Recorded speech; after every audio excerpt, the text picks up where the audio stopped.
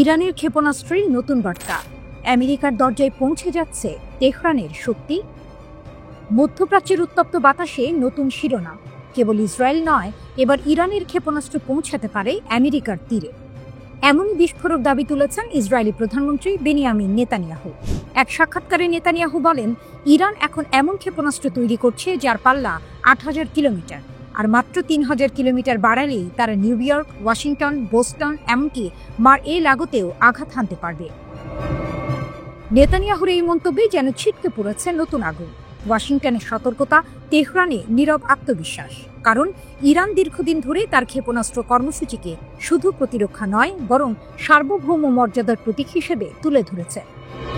Israeli প্রধানমন্ত্রী দাবি করেছেন, ট্রাম্প প্রশাসনের সহায়তায় তারা একসময় ইরানের আন্তঃমহাদেশীয় ক্ষেপণাস্ত্র কর্মসূচি নিষ্ক্রিয় করেছিল। তার ভাষায়, আমরাই সেই প্রোগ্রাম ধ্বংস করেছি যা আমেরিকার শহরগুলোকে হুমকি দিচ্ছিল। কিন্তু বাস্তবতা বলছে ভিন্ন কিছু।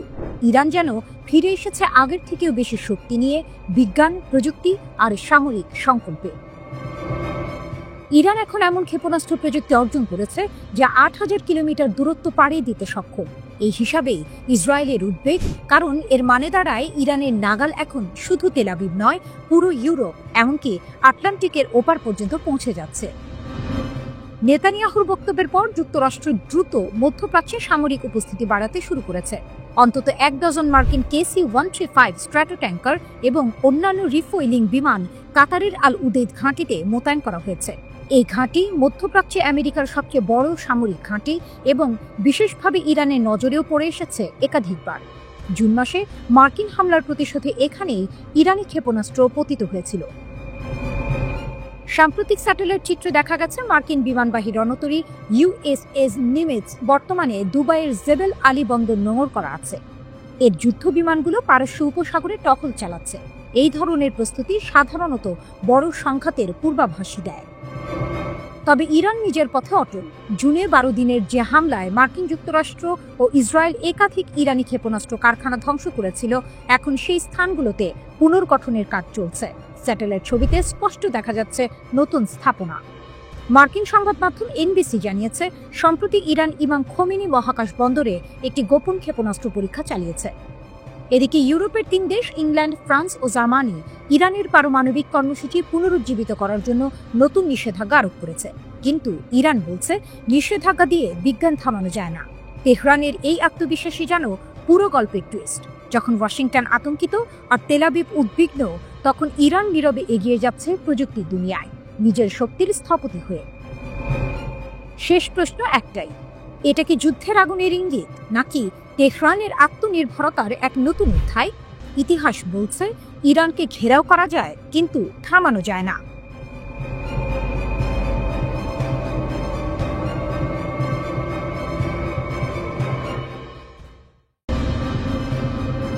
টমাহক পাঠালে সম্পর্ক শেষ, ট্রাম্পকে পুতিনের চূড়ান্ত হুমকি। রাশিয়ার প্রেসিডেন্ট ভ্লাদিমির পুতিন এক স্পষ্ট সতর্কতা দিয়েছেন, যুক্তরাষ্ট্র যদি ইউক্রেনের টমাহক ক্ষেপণাস্ত্র পাঠায়, তবে তা হবে সম্পর্ক ধ্বংসের সূচনা।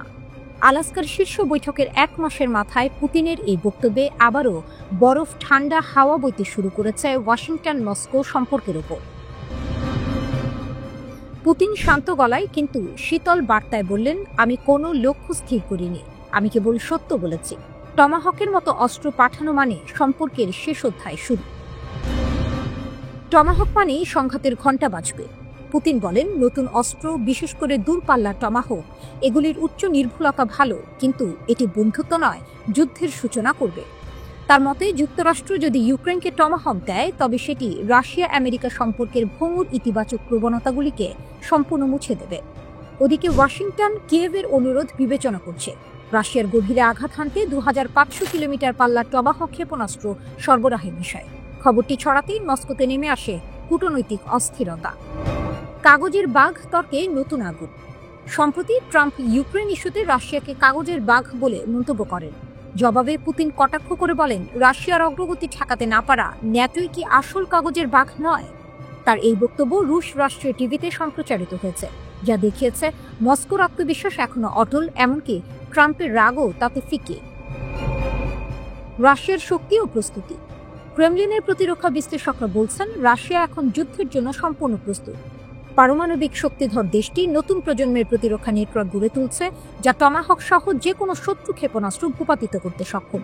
পুতিন আরও বলেন, আমরা জানি টমাহক পরিচালনা মার্কিন সামরিক সম্পৃক্ততা ছাড়া অসম্ভব, তাই এমন পদক্ষেপ নিলে তা সরাসরি সংঘর্ষের দিকে ঠেলে দেবে। রাশিয়ার সামরিক সূত্র জানিয়েছে, প্রয়োজনে তারা নতুন S-500 প্রতিরক্ষা ব্যবস্থা সক্রিয় করবে, যা 200 কিলোমিটার উচ্চতায় শত্রু ক্ষেপণাস্ত্র ধ্বংস করতে পারে। আমরা আমাদের আকাশ অপ্রবেশযোগ্য রাখব, বলেছে মস্কো। সম্পর্কের প্রান্তে দাঁড়িয়ে বিশ্ব। 15 আগস্ট আলাস্কা বৈঠকে ট্রাম্প ও পুতিনের মধ্যে যে সামান্য সৌহার্দ্য দেখা দিয়েছিল, তা এখন ভাঙনের দ্বারপ্রান্তে। ট্রাম্পের হতাশা ও পুতিনের চূড়ান্ত সতর্কতা মিলিয়ে বিশ্ব আবার সেই শীতল যুদ্ধের ছায়া দেখছে। রয়টার্স জানিয়েছে, মার্কিন নৌবাহিনীর মজুদের প্রয়োজনে টমাহক সরবরাহ বাস্তবসম্মত নয়, তবে আলোচনা এখনো চলছে। রাশিয়া এদিকে স্পষ্ট জানিয়েছে, আমাদের সীমা পার করলে আমরা প্রতিরক্ষা নয়, প্রতিশোধ নেব। পুতিনের শেষ কথা। শেষে পুতিন শান্ত কণ্ঠে বলেন, আমি কোনো লক্ষ্য স্থির করিনি, আমি শুধু বলেছি যা ঘটবে তা সত্যিই ঘটবে, কিন্তু এর দায়ভার আমাদের নয়। তার এই কথা যেন শীতল বাতাসে গর্জে উঠল। যুদ্ধ হয়তো এখনো শুরু হয়নি, কিন্তু রাশিয়া প্রস্তুত। আর টমাহক যদি আকাশে ওঠে, তাহলে ইতিহাস নতুন অধ্যায় লিখবে, রাশিয়ার আকাশে আগুনের প্রতিরোধের অধ্যায়।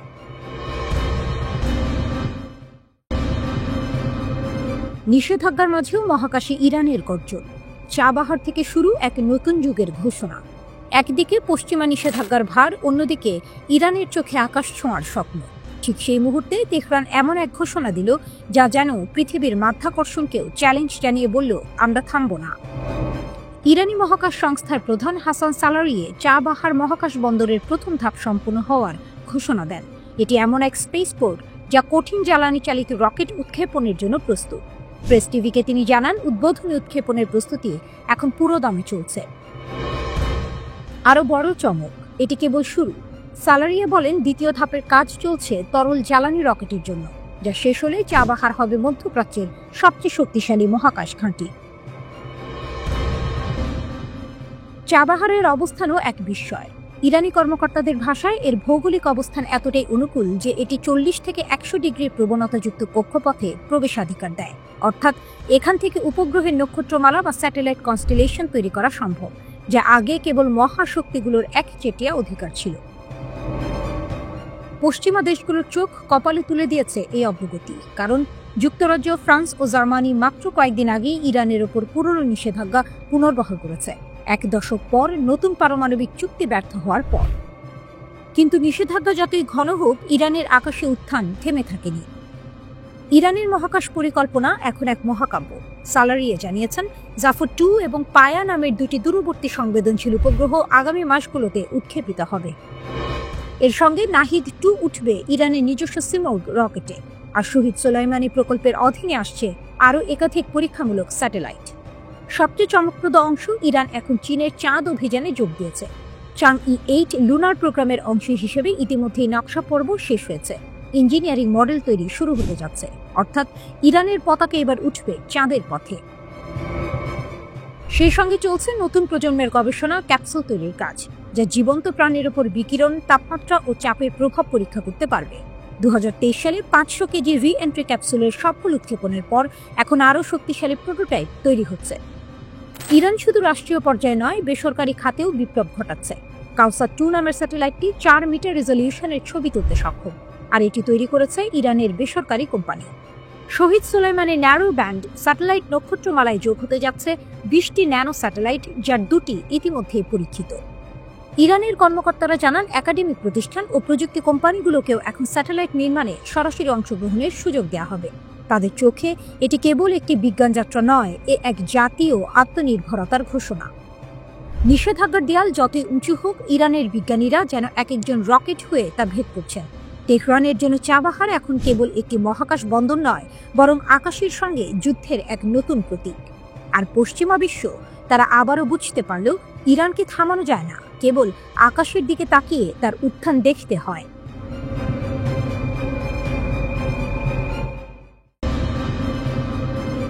মুসলিম বিশ্বে হামাসের প্রশংসার ঝড়, সৌদির নেতৃত্বে নতুন ঐক্যের বার্তা। গাজার যুদ্ধের মধ্যে নতুন এক কূটনৈতিক ঝড় তুলেছে মুসলিম বিশ্ব। হামাসের বড় পদক্ষেপের পর একসঙ্গে কণ্ঠ তুলেছে ইসলামী বিশ্বের শীর্ষ দেশগুলো। সৌদি আরব, কাতার, তুরস্ক, পাকিস্তান, মিশর, জর্ডান, সংযুক্ত আরব আমিরাত এবং ইন্দোনেশিয়া। তারা হামাসের সাম্প্রতিক ঘোষণা গুরুত্বপূর্ণ ও ইতিবাচক মোড় বলে বর্ণনা করেছে। এই যৌথ বিবৃতিতে দেশগুলো হামাসকে ধন্যবাদ জানিয়েছে যুদ্ধবিরতি নিয়ে যুক্তরাষ্ট্রের প্রস্তাবিত আলোচনায় অংশ নেওয়ার জন্য এবং তাদের গুরুত্বপূর্ণ প্রস্তুতির প্রশংসা করেছে। বিবৃতিতে বলা হয়েছে, গাজার যুদ্ধ বন্ধে হামাস যে আগ্রহ দেখিয়েছে তা ফিলিস্তিনি জনগণের জন্য আশার আলো। বিবৃতিটি এসেছে এমন এক সময়ে যখন যুক্তরাষ্ট্রের প্রেসিডেন্ট ডোনাল্ড ট্রাম্প গাজা যুদ্ধ বন্ধে একটি 21 দফা প্রস্তাব তুলে ধরেছেন। সেই প্রস্তাবের একটি বড় অংশে রয়েছে বন্দীদের মুক্তি, হামাসের কাছ থেকে প্রশাসনিক ক্ষমতা, একটি অন্তর্বর্তী প্রযুক্তিবিদ সরকারকে হস্তান্তর এবং ধীরে ধীরে ইসরায়েলি বাহিনীর প্রত্যাহার। হামাস সম্প্রতি প্রস্তাবটির কিছু অংশে সম্মতি জানিয়ে আনুষ্ঠানিক জবাব পাঠিয়েছে, তবে তারা জানিয়েছে কিছু ধারা নিয়ে এখনো আলোচনার প্রয়োজন আছে। তাদের অবস্থান স্পষ্ট, গাজার সার্বভৌমত্ব ও ফিলিস্তিনিদের নিরাপত্তা নিয়ে কোনো আপোষ নয়। এই ঘোষণার পরে সৌদি আরব নেতৃত্ব দিল মুসলিম বিশ্বের এক বিরল ঐক্যের। রিয়াদ থেকে শুরু হওয়া বার্তা বলছে, এখন সময় এসেছে ইসরায়েলকে গাজা থেকে সেনা প্রত্যাহার করতে হবে এবং ফিলিস্তিনি কর্তৃপক্ষকে সেখানে ফিরিয়ে আনতে হবে। বিবৃতিতে মুসলিম দেশগুলোর পররাষ্ট্রমন্ত্রীরা বলেন, আমরা হামাসের ইতিবাচক ভূমিকা স্বাগত জানাই। এটি শান্তির পথে এক নতুন সূচনা। তারা যুক্তরাষ্ট্রের প্রস্তাবে উল্লেখিত শর্তগুলো বাস্তবায়নের দাবি জানিয়েছে, যার মধ্যে রয়েছে ফিলিস্তিনিদের নিরাপত্তা, মানবিক সহায়তার অবাধ প্রবাহ এবং বাস্তুচ্যুতি বন্ধের নিশ্চয়তা। এই বিবৃতিতে বিশেষভাবে জোর দেওয়া হয়েছে এক ভবিষ্যৎ 2 রাষ্ট্রভিত্তিক সমাধানের ওপর, যেখানে একটি স্বাধীন ফিলিস্তিন রাষ্ট্র প্রতিষ্ঠার পথ খুলে যাবে। তবে বিশ্লেষকদের মতে এই ঘোষণার সবচেয়ে বড় বার্তা এসেছে রিয়াদ থেকে। সৌদি আরব শুধু বিবৃতি দেয়নি, বরং কূটনৈতিক ও ধর্মীয় উভয় ক্ষেত্রেই নেতৃত্ব দিচ্ছে। গাজার যুদ্ধ নিয়ে নীরবতা ভাঙার পর এখন সৌদি আরব মধ্যপ্রাচ্যে ইসলামী ঐক্যের প্রতীক হয়ে উঠছে। একজন আঞ্চলিক বিশ্লেষক বলেন, যে মুহূর্তে পশ্চিমা জোট ইসরায়েলকে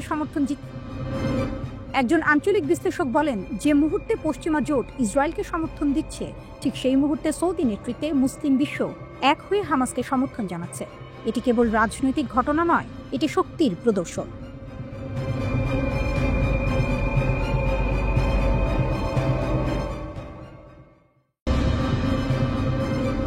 ইসরায়েলে আবারও সাইরেন বাজল।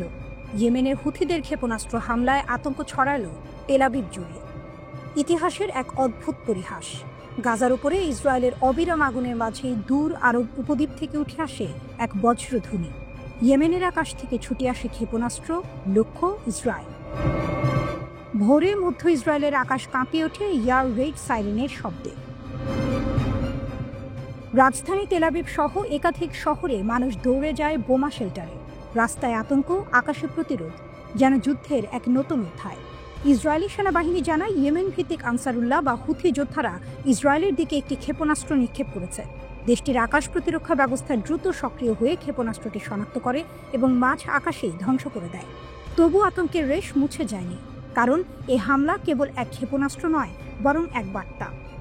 গাজায় আগুন জ্বললে ইয়েমেন নীরব থাকবে না। ইসরায়েলি সেনাবাহিনীর দাবি, মার্চের 18 তারিখ থেকে এটি ছিল ইয়েমেন থেকে ইসরায়েল লক্ষ্য করে নিক্ষেপিত 91তম ব্যালিস্টিক ক্ষেপণাস্ত্র। শুধু তাই নয়, একই সময়ে অন্তত 41টি ড্রোন পাঠানো হয়েছে ইসরায়েলের দিকে। হুথিদের লক্ষ্য পরিষ্কার, যতদিন গাজার অবরোধ থাকবে ততদিন তারা তাদের আগুন থামাবে না। তেল আবিবের পাশাপাশি ইসরায়েল অধিকৃত পশ্চিম তীরের দক্ষিণাঞ্চলেও বাজে সতর্কতার সাইরেন। ইসরায়েলি সংবাদ মাধ্যম টাইমস অফ ইসরায়েল জানায়, এখন পর্যন্ত কোনো ক্ষয়ক্ষতির খবর পাওয়া যায়নি, কিন্তু আতঙ্কের ঢেউ ছড়িয়ে পড়েছে ইসরায়েলি জনমনে। হুথিদের মুখপাত্র ঘোষণা দিয়েছেন, আমাদের সামরিক অভিযান চলবে যতক্ষণ না গাজার ওপরের আগ্রাসন শেষ হচ্ছে এবং অবরোধ তুলে নেওয়া হচ্ছে। তারা আরও জানায়, ইসরায়েলি জাহাজ চলাচল রুখতে লাল সাগর, আরব সাগর, বাব আল মান্দাব প্রণালী ও এডেন উপসাগরে অব্যাহত থাকবে নৌ অবরোধ এবং তারা আন্তর্জাতিক কোম্পানিগুলোকে সতর্ক করেছে যেন এই অবরোধ ভাঙার চেষ্টা না করে। এই হামলার আগেও অক্টোবরের 1 তারিখে ইয়েমেন থেকে ইসরায়েলের উপকূলীয় শহর এলাতের দিকে ড্রোন পাঠানো হয়েছিল। সেটিও ইসরায়েলি বিমান বাহিনীর মাঝ আকাশেই ভূপাতিত করে। 2023 সাল থেকে হুথিরা নিয়মিতভাবে ইসরায়েল সম্পৃক্ত জাহাজে হামলা চালাচ্ছে। তাদের দাবি, এটি গাজার ফিলিস্তিনিদের প্রতি সংহতি জানানোর এক যুদ্ধ। তাদের ভাষায়, এই যুদ্ধ এখন শুধু সীমান্তে নয়, বরং বিশ্বাসে, প্রতিশোধে এবং ন্যায়ের দাবিতে লড়া হচ্ছে। তেহরান সমর্থিত এই সংগঠনটি যে শক্তি ও প্রযুক্তিতে ক্রমে অপ্রতিরোধ হয়ে উঠছে তা ইসরায়েল ভালোভাবে বুঝতে পারছে। কারণ মধ্যপ্রাচ্যের মানচিত্রে ইয়েমেন অনেক দূরে হলেও তাদের ক্ষেপণাস্ত্রের নাগাল এখন তেল আবিব পর্যন্ত পৌঁছে গেছে। হুথিদের এই বার্তা তাই স্পষ্ট, গাজায় আগুন জ্বললে ইয়েমেনের ক্ষেপণাস্ত্র থামবে না। ইসরায়েল যখন হামাস ও গাজার উপর অব্যাহত হামলায় ব্যস্ত, তখন ইয়েমেনের এই দূরপাল্লার প্রতিবাদ যেন এক নতুন কূটনৈতিক ও সামরিক বাস্তবতার জন্ম দিচ্ছে। প্রতিরোধের এই গল্প এখন গাজার গলি ছাড়িয়ে পৌঁছে গেছে তেল আবিবের আকাশে।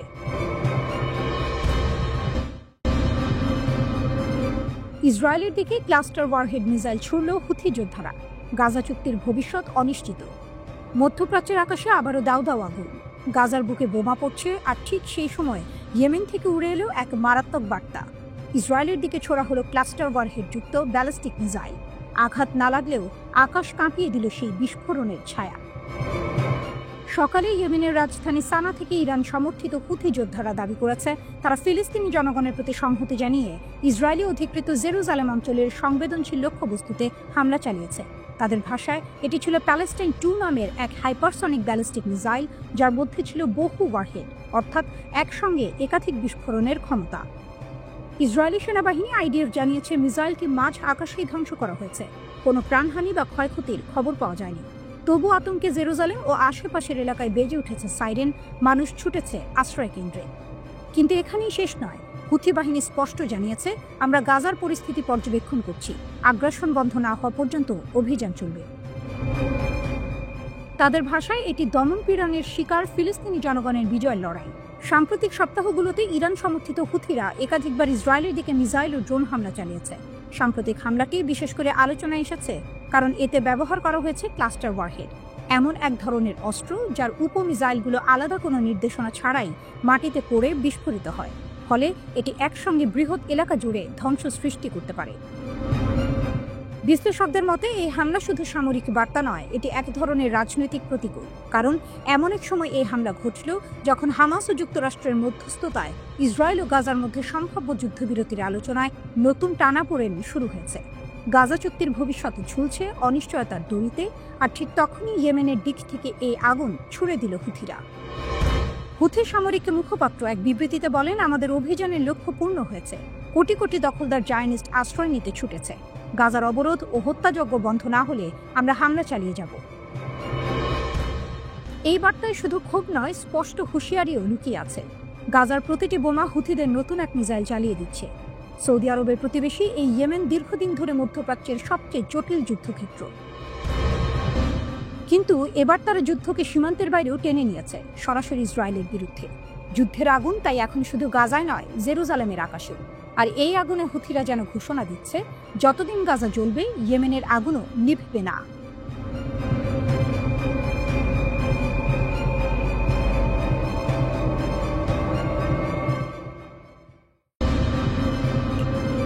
পেন্টাগনের সতর্কবার্তা, ইরান যুদ্ধেই ফাঁস হয়ে গেল আমেরিকার ক্ষেপণাস্ত্র সংকট।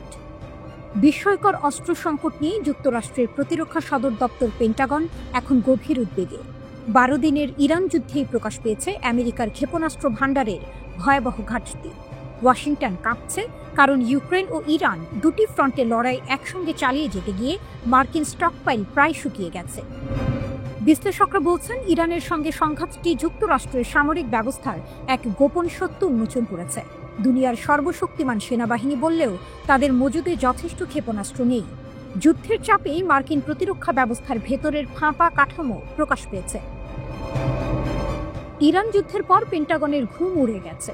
ইরানের বিরুদ্ধে 12 দিনের যুদ্ধেই যুক্তরাষ্ট্র নিক্ষেপ করেছে 150টিরও বেশি থার্ড ক্ষেপণাস্ত্র, যা তাদের মোট কেনা ক্ষেপণাস্ত্রের প্রায় 1/4। বিশ্লেষকদের হিসেবে এই ক্ষতিপূরণে লাগবে অন্তত 8 বছর এবং কয়েক বিলিয়ন ডলার। এখন পেন্টাগনের ভেতরে আতঙ্ক ছড়িয়ে পড়েছে।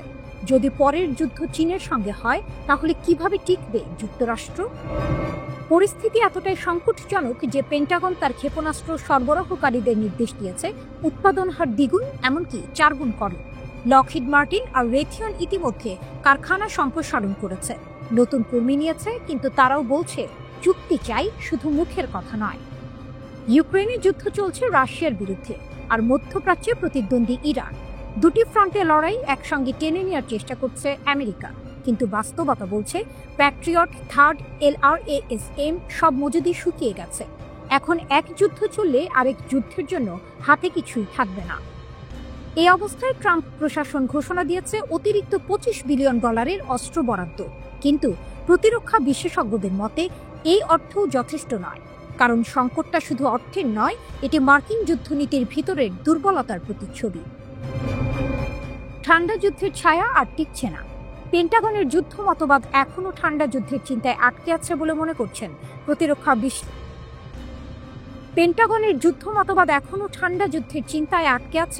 করছেন প্রতিরক্ষা বিশ্লেষকরা। তারা বলছেন আজকের যুদ্ধ ড্রোন, ইলেকট্রনিক জ্যামিং ও মিসাইল বৃষ্টির লড়াই, কিন্তু আমেরিকা এখনো পুরনো কৌশলে বন্দী। ইরান যুদ্ধ সেই পুরনো মানসিকতার পর্দা ছিঁড়ে দিয়েছে। আধুনিক যুদ্ধক্ষেত্রে ইরানের প্রতিরক্ষা ব্যবস্থা, ড্রোন ও ক্ষেপণাস্ত্র প্রযুক্তি মার্কিন আকাশ প্রতিরক্ষাকে চ্যালেঞ্জ করেছে। ফলে বিশ্বের নজর ঘুরে গেছে যে দেশকে একসময় অক্ষর শত্রু বলা হতো, সেই ইরানই এখন যুক্তরাষ্ট্রকে নিজের সীমাবদ্ধতা বোঝাতে বাধ্য করছে।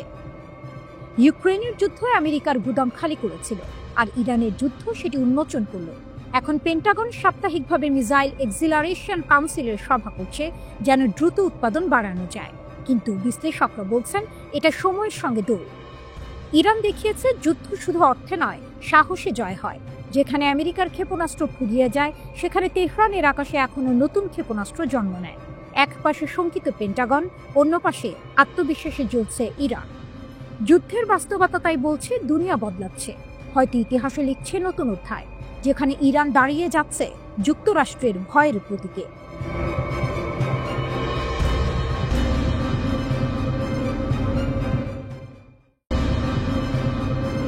ইসরায়েল সংশ্লিষ্টদের ফাঁসি, গুপ্তচরবৃত্তি ইস্যুতে ইরানের কঠোর বার্তা। তেহরানের আকাশে আবারও ঝুলছে ভয় এবং শক্তির মিশেল। একদিকে যুদ্ধের উত্তাপ, অন্যদিকে গুপ্তচরবৃত্তির জালে শিকার ইরান। আর সেই আগুনে ইসরায়েল সংশ্লিষ্টদের ফাঁসিতে ঝুলিয়ে যেন ইরান জানিয়ে দিল, আমরাই আইন, আমরাই শাসন। ইরানের রাষ্ট্রীয় সংবাদ মাধ্যম মেহর নিউজ এজেন্সি জানিয়েছে, খুজিস্তান প্রদেশে 6 জন বিচ্ছিন্নতাবাদীকে মৃত্যুদণ্ড কার্যকর করেছে ইরান। অভিযুক্তদের বিরুদ্ধে অভিযোগ, তারা ইসরায়েলের হয়ে কাজ করত, 4 জন নিরাপত্তা সদস্যকে হত্যা করেছিল এবং খোররামশাহ শহরে একটি বিস্ফোরণের সঙ্গে যুক্ত ছিল।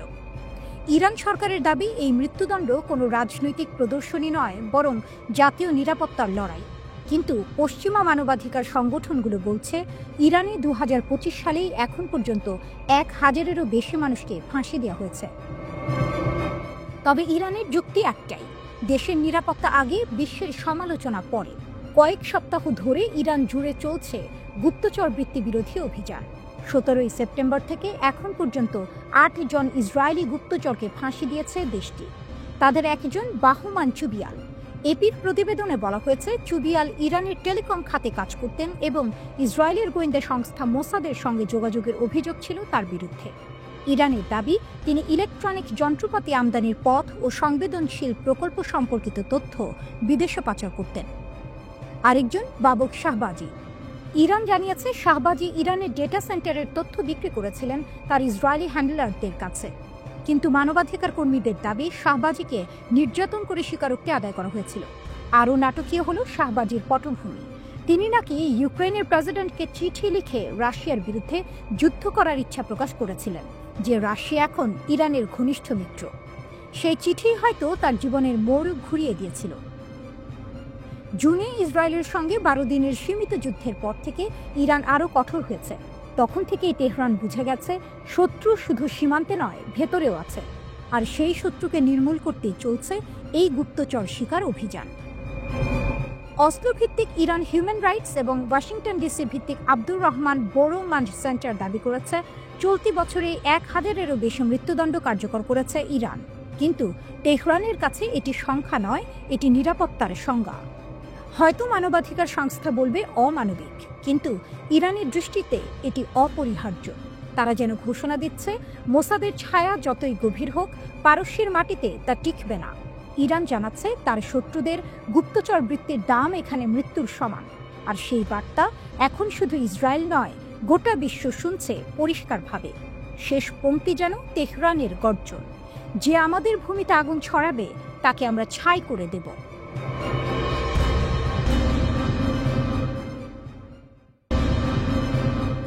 ইরানের দিকে ফের ঝুঁকছে ইসরায়েল। ট্রাম্পের নিষেধ উপেক্ষা করে নতুন সংঘাতের আভাস। মধ্যপ্রাচ্যের বাতাসে আবারও যুদ্ধের গন্ধ। গাজার আলোচনায় স্থবিরতা আর তেহরানের দিকে ইঙ্গিতপূর্ণ দৃষ্টি। ইসরায়েল কি আবারও আগুন জ্বালাতে চলেছে? এভিগডর লাইবারম্যানের সাম্প্রতিক মন্তব্য যেন সেই সন্দেহকেই উস্কে দিয়েছে। রাশিয়ান সংবাদ মাধ্যম রাশিয়া টুডে জানিয়েছে, লাইবারম্যান ইসরায়েলিদের সতর্ক করেছেন আশ্চর্যজনক এক আক্রমণের সম্ভাবনা নিয়ে। তিনি নাগরিকদের পরামর্শ দিয়েছেন সুরক্ষিত স্থানের কাছাকাছি থাকতে। তার ভাষায়, ইরানিরা অত্যন্ত মনোযোগীভাবে কাজ করছে, তারা নিজেদের প্রতিরক্ষা ও সামরিক সক্ষমতা ক্রমাগত শক্তিশালী করছে।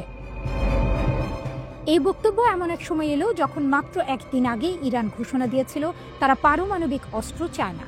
ইরানের সর্বোচ্চ নেতা আয়াতুল্লাহ আলী খামেনি স্পষ্ট করেছেন, আমরা গণবিধ্বংসী অস্ত্রের পক্ষে নই।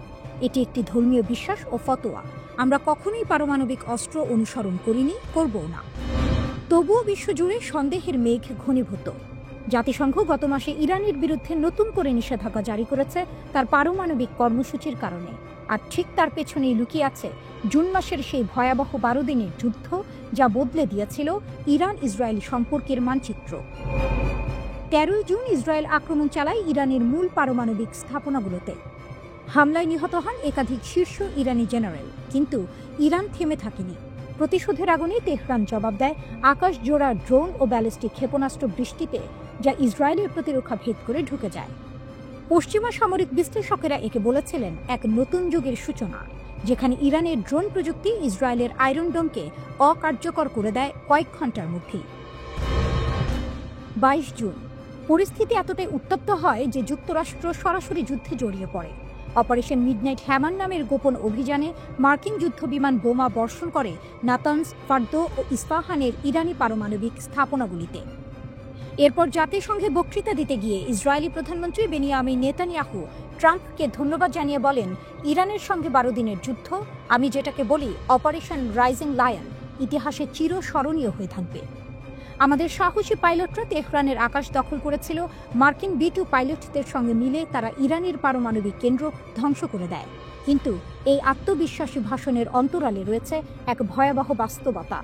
সেই যুদ্ধের পর থেকেই ইরান আগের চেয়ে আরও শক্তিশালী, আরও প্রস্তুত।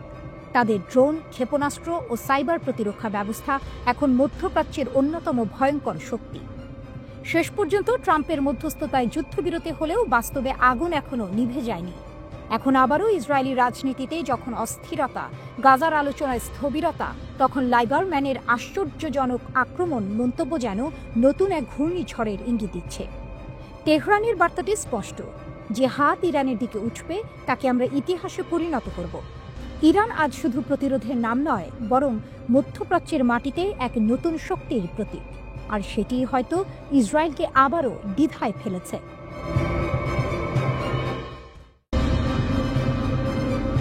ইয়ম কিপ্পুরের প্রার্থনা ভেদ করে হঠাৎ গর্জে ওঠে সাইরেন। আকাশ কাঁপিয়ে ওঠে রকেট বিস্ফোরণ। ইহুদিদের বছরের সবচেয়ে পবিত্র এই দিনে ইসরায়েলের দক্ষিণাঞ্চলীয় শহর আশদোদের রকেট হামলার দায় স্বীকার করেছে ফিলিস্তিনি প্রতিরোধ আন্দোলন হামাস। হামাসের বার্তা, প্রতিশোধের আগুন। হামাস জানিয়েছে ইসরায়েল বারবার বেসামরিক নাগরিকদের লক্ষ্য করে হামলা চালাচ্ছে। তারই জবাব হিসেবে ইয়ম কিপ্পুরের রকেট হামলা চালানো হয়েছে। উত্তর গাজা থেকে আশদোদের দিকে 5টি রকেট ছোড়া হয়। ইসরায়েলি প্রতিরক্ষা বাহিনী IDF নিশ্চিত করেছে এর মধ্যে 4টি প্রতিরক্ষা ব্যবস্থা আটকাতে সক্ষম হয়, তবে একটি রকেট খোলা জায়গায় গিয়ে পড়ে। কোনো হতাহত বা বড় ধরনের ক্ষয়ক্ষতির খবর পাওয়া যায়নি, কিন্তু এর মধ্যেই স্পষ্ট বার্তা দিয়েছে হামাস, ইসরায়েলের নিরাপত্তার ঢাল ভেদ করেই তারা আঘাত হানতে সক্ষম। রকেট হামলার সময় আশদোদ শহরে ইয়ম কিপ্পুরের প্রার্থনা চলছিল। হঠাৎই সাইরেন বাজতে শুরু করে। মানুষ প্রার্থনা ছেড়ে দৌড়ে আশ্রয় নেয় নিরাপদ ঘরে। মুহূর্তে আতঙ্কে ভরে যায় গোটা শহর। বিস্ফোরণের শব্দ প্রতিধ্বনিত হয় আকাশ জুড়ে। দিনের আগের দিকে গাজা সীমান্তবর্তী এলাকায় আরও 2টি রকেট হামলার চেষ্টা হয়। স্থানীয় সময় দুপুর 2টার দিকে সাইরেন বাজে, আর ইসরায়েলি বিমান প্রতিরক্ষা ব্যবস্থা উভয় রকেট আটকায়। রকেট হামলার একই দিনে আরেকটি নাটকীয় ঘটনা ঘটে সমুদ্রে। গাজার উদ্দেশ্যে মানবিক সহায়তা নিয়ে যাত্রা করা একটি আন্তর্জাতিক ফ্লোটিলাকে আটকায় ইসরায়েলি নৌবাহিনী। এই ফ্লোটিলায় ছিলেন সুইডিশ পরিবেশ কর্মী গ্রেটা থানবার্গ সহ আরও অনেকে। ইসরায়েলি কর্মকর্তারা তাদের আটক করে দাবি করেন ফ্লোটিলা আসলে হামাসের সমর্থনে সংগঠিত, তবে আয়োজকেরা এই দাবি সরাসরি প্রত্যাখ্যান করেছে। ফ্লোটিলার এক সদস্য সুইডিশ নাগরিক গুনবে একটি ভিডিও বার্তায় বলেছেন, আমাকে ইসরায়েলি বাহিনী অপহরণ করেছে। আমাদের মিশন ছিল সম্পূর্ণ অহিংস ও আন্তর্জাতিক আইন অনুযায়ী। দয়া করে আমার সরকারকে বলুন যেন আমাদের অবিলম্বে মুক্তি দাবি করে। অন্যদিকে ইসরায়েলি নৌবাহিনী ঘোষণা দিয়েছে, আপনারা অবরুদ্ধ এলাকায় প্রবেশ করছেন। গাজায় সহায়তা পৌঁছাতে চাইলে নির্ধারিত চ্যানেলের মাধ্যমে আশদোদ বন্দরে নিয়ে আসুন। সেখানেই নিরাপত্তা পরীক্ষা শেষে তা গাজায় পাঠানো হবে। প্রতিরোধের বার্তা। গাজায় প্রতিরোধ যোদ্ধাদের এই হামলা হয়তো প্রাণহানি ঘটায়নি, কিন্তু এটি মনস্তাত্ত্বিকভাবে ইসরায়েলকে নাড়িয়ে দিয়েছে। সবচেয়ে পবিত্র দিনে রকেট আঘাত দেখিয়েছে। প্রতিরোধকারীরা কেবল অস্ত্রেই নয়, কৌশলেও সমান শক্তিশালী। ইয়ম কিপ্পুরের এই রাত হয়তো ইতিহাসে থেকে যাবে প্রতিরোধ ও প্রতিক্রিয়ার প্রতীক হয়ে। এদিকে মার্কিন প্রেসিডেন্ট ডোনাল্ড ট্রাম্প দাবি করেন, অক্টোবর 7 এর হামলার প্রতিশোধ হিসেবে ইতিমধ্যে 25,000-এর বেশি হামাস যোদ্ধা নিহত হয়েছে। বাকিরা সামরিকভাবে ঘেরাও হয়ে আছে এবং আমার নির্দেশের অপেক্ষায় আছে। নিজের সামাজিক যোগাযোগ মাধ্যম ট্রুথ সোশ্যালে এক পোস্টে তিনি আরও লেখেন, আমরা জানি তোমরা কারা এবং কোথায় আছো। তোমাদের শিকার করে হত্যা করা হবে।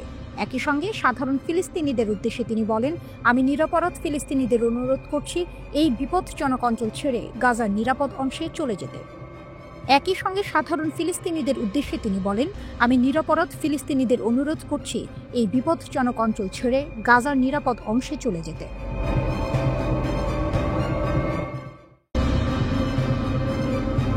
গাজা নগরীর হৃদয়ে এক চমকপ্রদ দৃশ্য। ধুলো ভরা রাস্তায় আল কাসামের এক যোদ্ধা একা হাঁটছে ট্যাঙ্কের দিকে। সামনে ইসরায়েলের লোহার দানব, পিছনে মৃত্যুর সম্ভাবনা, আর তার হাতে আছে কেবল বিস্ফোরক। কয়েক মুহূর্ত পরে ইতিহাস রচিত হয়। আক্রমণের নাটকীয়তা। হামাসের সামরিক শাখা আল কাসাম যে ফুটেজ প্রকাশ করেছে তাতে দেখা যায় যোদ্ধা ধীরে ধীরে ইসরায়েলি ট্যাঙ্কের কাছে পৌঁছে বিস্ফোরক স্থাপন করে। অবিশ্বাস্যভাবে কোনো সেনা টেরই পায়নি। সেখান থেকে অদৃশ্যের মতো সরে যায় সে। কিছু মুহূর্ত পরেই আকাশ কাঁপিয়ে ওঠে বিস্ফোরণ। হামাসের নিজস্ব তৈরি বার্ক বিস্ফোরক ডিভাইস মুহূর্তে উড়িয়ে দেয় আইডিএফ-এর ট্যাঙ্ক। এই হামলার স্থান গাজার তাল আল হাওয়া পাড়া রোজারি সিস্টার স্কুলের কাছে অভিযানটি চালানো হয়েছিল। হামাস জানিয়েছে এটি তাদের মুসার কর্মী নামে পরিচিত বৃহত্তর সামরিক অভিযানের অংশ। এতে টার্গেট করা হয়েছিল ইসরায়েলি সেনা ও বর্মবাহী যানবাহন। একজন যোদ্ধা কেবল ট্যাঙ্ক উড়িয়েই ক্ষান্ত হননি, অন্য যোদ্ধারাও ঝাঁপিয়ে পড়ে। তারা পয়েন্ট ব্ল্যাঙ্ক রেঞ্জে গুলি চালায় ট্যাঙ্কের কাছে লুকিয়ে থাকা ইসরায়েলি সেনাদের দিকে। আরও 2টি বর্মবাহী বাহকের ভেতরে রাখা হয় বিশেষ চার্জ, দুর্গ ধ্বংসকারী ও সৈন্য বিরোধী বিস্ফোরক। এর ফলাফল ছিল ভয়াবহ। কয়েক সেকেন্ডের মধ্যে বিস্ফোরণের শব্দে কেঁপে ওঠে এলাকা। ইসরায়েলি বাহিনীর মধ্যে হতাহতের খবর নিশ্চিত হয়েছে। ফিলিস্তিনি পক্ষ দাবি করেছে বহু সেনা নিহত ও আহত হয়েছে। পরক্ষণেই ঘটনাস্থলে নেমে আসে ইসরায়েলি উদ্ধারকারী হেলিকপ্টার। মৃত ও আহতদের দ্রুত সরিয়ে নেওয়া হয়। তবে ইসরায়েলি সেনা কর্তৃপক্ষ এখনো পর্যন্ত এই হামলায় কত ক্ষয়ক্ষতি হয়েছে তা প্রকাশ করেনি। আল কাসাম এই অভিযানের নাম দিয়েছে শহীদ অভিযান। তাদের বিবৃতিতে বলা হয়েছে, এটি কেবল একটি আক্রমণ নয়, বরং প্রতিরোধের প্রতীক। প্রকাশিত ভিডিওতে দেখা গেছে প্রথম বিস্ফোরণ থেকে শুরু করে হেলিকপ্টারে আহত সেনাদের সরিয়ে নেওয়া পর্যন্ত প্রতিটি মুহূর্ত। এটি সাম্প্রতিক সপ্তাহগুলোতে তাল আল হাওয়া অঞ্চলে সংঘটিত সবচেয়ে তীব্র সংঘর্ষগুলোর একটি। হামাসের দাবি, ইসরায়েলি অভিযানের জবাবে তাদের সামরিক প্রতিরোধ এখন নতুন মাত্রায় পৌঁছেছে। ফিলিস্তিনি যোদ্ধাদের শক্তি। এই ঘটনার মাধ্যমে আবারও সামনে এলো ফিলিস্তিনি যোদ্ধাদের কৌশল ও সাহস। আধুনিক প্রযুক্তি ও ভারী অস্ত্র শস্ত্রে সজ্জিত ইসরায়েলি বাহিনীর সামনে দাঁড়িয়ে হাতে বানানো বিস্ফোরক নিয়ে ঝাঁপিয়ে পড়ছে তারা। শুধু আঘাত নয়, এটি এক মনস্তাত্ত্বিক বার্তাও। গাজার ধ্বংসস্তূপ থেকে উঠে দাঁড়ানো প্রতিটি যোদ্ধা ইসরায়েলের দখলদার শক্তিকে চ্যালেঞ্জ জানাতে প্রস্তুত। এই নাটকীয় আক্রমণ গাজার যুদ্ধক্ষেত্রে এক নতুন অধ্যায় যুক্ত করেছে। আল কাসামের দাবি, এটি কেবল শুরু, সামনে আরও হামলা আসছে। অন্যদিকে ইসরায়েল চুপ, কিন্তু গাজার অন্ধকার রাতের আকাশে জ্বলতে থাকা ট্যাঙ্কের আগুন বলছে এই সংঘর্ষের শেষ এখনো অনেক দূরে।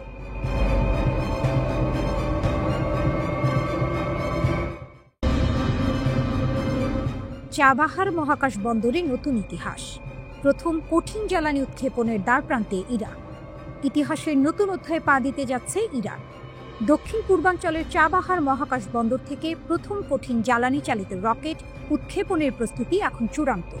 ইরানি মহাকাশ সংস্থার প্রধান হাসান সালারিয়ে শনিবার বিশ্ব মহাকাশ সপ্তাহ 2025-এর উদ্বোধনী অনুষ্ঠানে ঘোষণা দিয়েছেন, চাবাহারের আকাশে শিগগিরই উঠবে ইরানের নতুন মহাকাশ যান। এই ঘোষণা শুধু একটি মহাকাশ প্রকল্পের খবর নয়, এটি ইরানের প্রযুক্তিগত আত্মনির্ভরতার প্রতীক।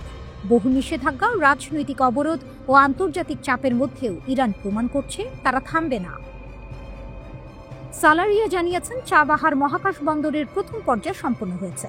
এই পর্যায়ে মূলত কঠিন জ্বালানি রকেট উৎক্ষেপণের জন্য তৈরি করা হয়েছে, আর দ্বিতীয় পর্যায়টি, যেখানে ভারী প্যালোড বহন এবং একাধিক উৎক্ষেপণ সম্ভব হবে, তা এখন নকশা পর্যায়ে রয়েছে। চাবাহারের অবস্থানও কৌশলগতভাবে অত্যন্ত গুরুত্বপূর্ণ। সালারিয়ে বলেন, এই ঘাঁটি 40 থেকে 100 ডিগ্রি প্রবণতার কক্ষপথে প্রবেশের সুযোগ দেয়, যা স্যাটেলাইটের জন্য অপরিহার্য। অর্থাৎ এটি শুধু ইরানের নয়, বৈশ্বিক মহাকাশ মানচিত্রে এক নতুন কেন্দ্র হয়ে উঠছে।